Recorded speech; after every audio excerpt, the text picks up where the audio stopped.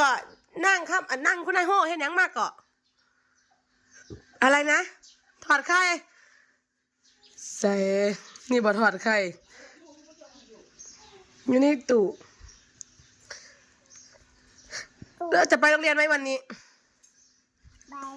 ไปจ้าไปหาไผ่จ้าไปหาไผ่จ้าคุณนายโห่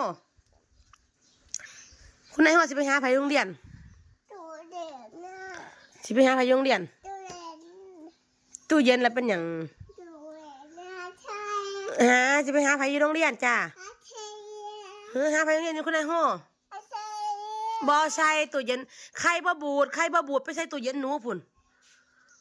ไปเพื่อตู้เย็นหนูพุ่นไปตู้เย็นหนูอยู่ทางนอกพุ่นเด้อ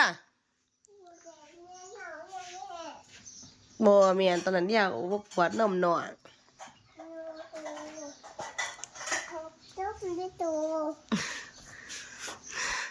เห็นสีเลย